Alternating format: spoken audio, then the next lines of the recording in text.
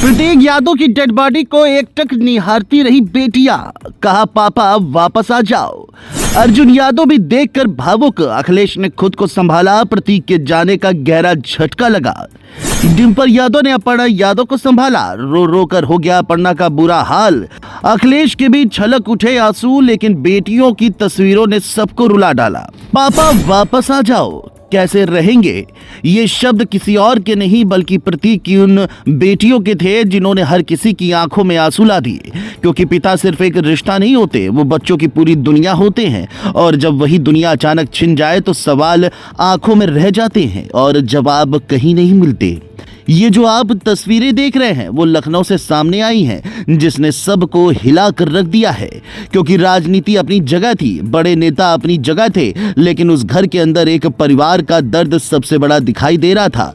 हर तरफ सन्नाटा था, हर चेहरा भारी था और सबसे ज्यादा लोगों का ध्यान उन दो मासूम चेहरों पर जा रहा था जो अपने पिता को बस एकटक देखते जा रही थी। किसी की आंखों में आंसू थे तो कोई खुद को संभालने की कोशिश कर रहा था, लेकिन उस घर का माहौल बता रहा था कि यादव परिवार पर दुख का बहुत बड़ा पहाड़ टूट पड़ा है।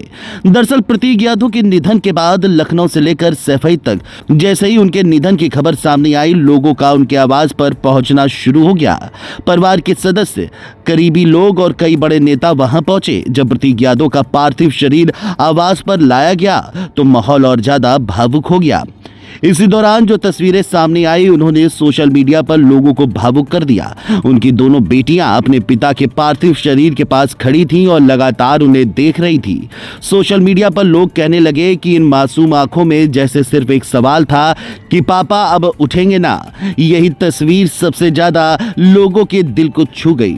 बताया जा रहा है कि जब अपर्णा यादव को यह दुखद खबर मिली तब वो लखनऊ में मौजूद रही थी। कुछ समय बाद वह फ्लाइट से वापस पहुंची और अपने आवास आई, लेकिन वहां पहुंचते ही माहौल देखकर खुद को संभालना आसान नहीं था। परिवार के लोग पहले से ही सदमे में थे। इसी दौरान डिंपल यादव भी वहां मौजूद रही और उन्होंने अपर्णा यादव को संभालने की कोशिश की। सामने आई तस्वीरों में परिवार के सदस्य एक दूसरे का सहारा बनते दिखाई दिए, क्योंकि ऐसे समय पे शब्द कम पड़ जाते हैं और सिर्फ अपनों का साथ ही सबसे बड़ी ताकत बनता है। उधर इस पूरे घटनाक्रम के बीच एक और तस्वीर चर्चा में रही। बड़े भाई अखिलेश यादव जब पहुंचे तो माहौल और ज्यादा भावुक हो गया। अखिलेश यादव आवास पहुंचे और उन्होंने प्रतीक यादव को श्रद्धांजलि दी। इसके बाद वो परिवार के साथ समय बिताते नजर आए। बताया गया कि अपर्णा यादव और अखिलेश यादव के बीच बंद कमरे में बातचीत भी हुई। हालांकि उस बातचीत में क्या हुआ इसकी जानकारी सामने नहीं आई, लेकिन बाहर मौजूद लोगों के चेहरे देखकर साफ समझ आ रहा था कि पूरा परिवार इस दुख से गहरे सदमे में है। कई नेताओं की आंखें भी नम दिखाई दी। अर्जुन यादव के भावुक होने की चर्चा भी लगातार होती रही, क्योंकि परिवार का यह दुख सिर्फ निजी नहीं बल्कि भावनात्मक रूप से हर किसी को छूता दिखाई दिया।